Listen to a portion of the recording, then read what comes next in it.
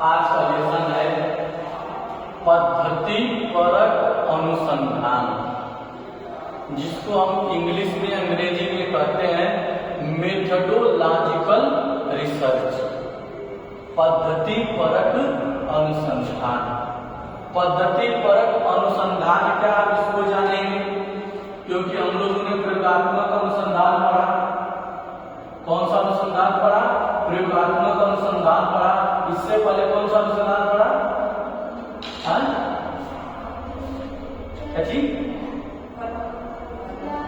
घटोत्तर अनुसंधान पढ़ा। और अब हम पढ़ रहे हैं पद्धतिपरक अनुसंधान। पद्धतिपरक अनुसंधान क्या है, सबसे पहले हम इसके बारे में जानेंगे। पद्धतिपरक अनुसंधान वो अनुसंधान है, पद्धतिपरक अनुसंधान वो अनुसंधान है जिसमें अनुसंधान विधि से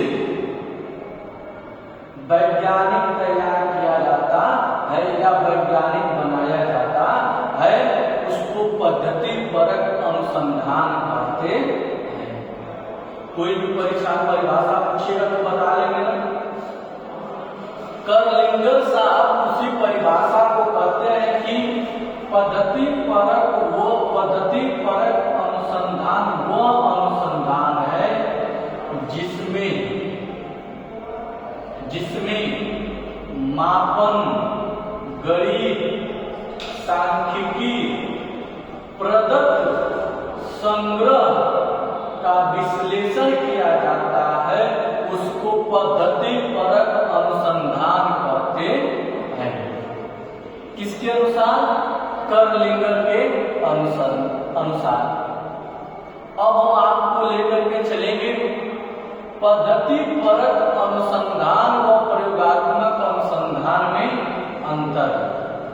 दोनों में क्या अंतर? देखिए, जो भी इस धारा पर जो भी वस्तुएं हैं एक दूसरे में कॉन्ट्रास्ट है, एक दूसरे में अंतर है। अगर सब कुछ एक समान हो जाएगा, सब कुछ एक समान हो जाएगा, कोई व्यवस्थाएं सही से संचालित नहीं। समझ रहे हैं ना? समाज है, प्रयोग जो कुछ है, सब में कुछ न कुछ क्या है, अंतर है। उसी तरह से इसमें भी क्या है, अंतर है। अंतर क्या है? अंतर है पद्धतिपरक में, पद्धतिपरक अनुसंधान में विशेष वैज्ञानिक बनाने में, तैयार करने में बल या जोर दिया जाता है। प्रयोगात्मक अनुसंधान में यह पहले से ही सर्वश्रेष्ठ वैज्ञानिक है। ठीक है, फिर आते हैं इसमें पद्धतिपरक में। पद्धतिपरक अनुसंधान में सामग्री और समस्याओं पर ध्यान देकर के प्रयोग किया जाता है, जबकि प्रयोगात्मक अनुसंधान में अध्ययन विधि का अध्ययन किया जाता है। तीसरा है पद्धतिपरक अनुसंधान में व्यवहारिक समस्याओं के समाधान पर, व्यवहारिक समस्याओं के समाधान पर विशेष जोर दिया जाता है पद्धतिपरक अनुसंधान में, जबकि प्रयोगात्मक अनुसंधान में सैद्धांतिक पक्ष का अध्ययन किया जाता है। यह हमारा एक दूसरे में क्या है, अंतर है। अब बात आती है पद्धतिपरक अनुसंधान के क्षेत्र क्या है। पद्धतिपरक अनुसंधान का क्षेत्र, सबसे पहला क्षेत्र है गणित। गणित के क्षेत्र में जानकारी या ज्ञान होना चाहिए, सांख्यिकी के क्षेत्र में जानकारी या ज्ञान होना चाहिए, और व्यवहारिक के क्षेत्र में जानकारी और ज्ञान होना चाहिए। मुख्य रूप से यह पद्धतिपरक अनुसंधान के क्या है, क्षेत्र। कुछ और भी क्षेत्र है, जैसे मापन हो गए, प्रदत्त संग्रह हो गए, ठीक ना, तमाम प्रकार के। तो इस तरह से प्यारे बच्चों, अगर आपसे कोई पूछेगा if anybody to ask what is methodological research, आप तुरंत रिप्लाई दे दीजिएगा, तुरंत बता दीजिएगा कि मेथोडोलॉजी रिसर्च इज, यानी कि पद्धति परक अनुसंधान वो अनुसंधान है जिसमें ठीक ना, जिस अनुसंधान विधि में वैज्ञानिक बनाने पर विशेष जोर दिया जाता है उसी को पद्धति परक अनुसंधान कहते हैं। समझ रहे हैं?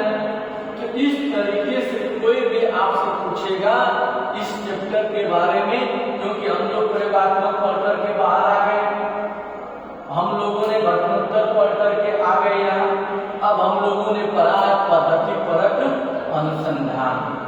परीक्षाओं में अगर पूछता है तो बताने में कोई आप पधराई नहीं करेंगे, मेहनत करेंगे। देखिए कहा भी जाता है कि मेहनत एक ऐसी चाबी है, मेहनत एक ऐसा चाबी है जिससे कितने भी दरवाजे बंद रहते हैं उससे सारे दरवाजे खुल सकते हैं। इसलिए सबसे ज्यादा अगर मेहनत करना हो, सबसे ज्यादा कुछ करना हो जीवन में तो मेहनत करिए। क्या करिए? मेहनत करिए। कभी कभी हम लोग क्या होते हैं, किस्मत के भरोसे, किस्मत के बदौलत हाथ पे हाथ रख करके बैठ जाते हैं, हमारे किस्मत में नहीं है। प्यारे बच्चों, किस्मत क्यों बनाया गया है? किस्मत की बात क्यों करते हैं? कारण यही है, किस्मत की बात हम इसलिए करते हैं, मनोवैज्ञानिकों द्वारा बनाया गया है किस्मत शब्द। जब कोई व्यक्ति कहीं असफल हो जाता है, असफल होने के बाद उस व्यक्ति को दिलासा दिलाने के लिए किस्मत बनाया गया है, ताकि वो व्यक्ति कहीं हाइपर न हो, ताकि वो व्यक्ति कहीं ब्रेन डैमेज न हो। इसलिए किस्मत बनाया गया कि तुम्हारी किस्मत की चीजें नहीं थी। अगर है कुछ आपके जीवन में तो 100% आपकी मेहनत है। किस्मत कुछ नहीं है, किस्मत माने केवल दिलासा है। अगर जीवन में आपको ऊंचाइयों पर अगर कुछ ले जाने वाला है तो वह आपका मेहनत है, वह आपका कर्म है। इसलिए प्यारे बच्चों, विशेष ध्यान अपने कर्मों और मेहनत कर दीजिएगा। किस्मत तो केवल दिलासा के लिए होती है, किस्मत तो केवल दिलासा के लिए। अगर जीवन में कोई चीज महत्वपूर्ण है तो कर्म और क्या है? मेहनत है। ठीक है, धन्यवाद।